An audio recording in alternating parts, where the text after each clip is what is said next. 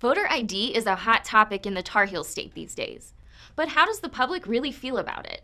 One way to find out for sure how North Carolinians feel about requiring photo ID at the polls is to let them vote on it. Let the people decide. Funny, this is exactly what legislators are doing. Speaker Moore has proposed a constitutional amendment, which will let voters decide at the ballot box whether or not the amendment should be added to our Constitution. A recent Civitas poll of registered voters found that 69% support a state constitutional amendment that says, every person offering to vote in person shall present a photo identification before voting in the manner prescribed by law. Opponents claim this is unreasonable, even racist. They say that requiring a photo ID at the polls keeps minorities and low-income voters from casting their ballot. There are a couple of problems with this claim.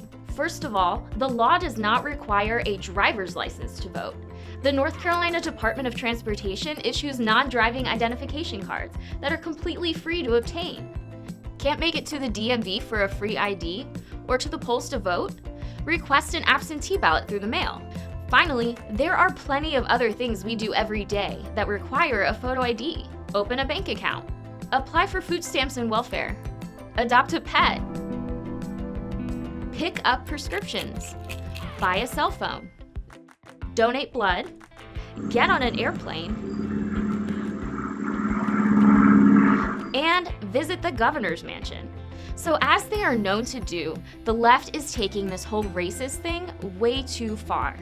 In fact, opponents of voter ID laws are pressuring companies to stop doing business in North Carolina altogether.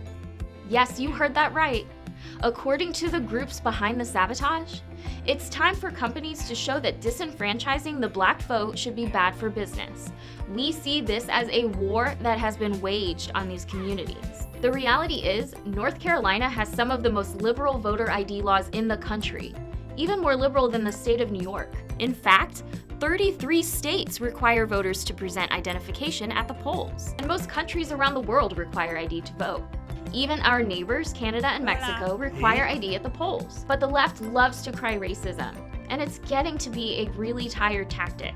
Asking voters to prove they are who they say they are when they go to vote is hardly tedious, and certainly not racist. I mean, are 69% of North Carolina voters racists? And a common sense bill that gives citizens direct control over whether or not this change is made to the state constitution is hardly unprecedented or worthy of outrage.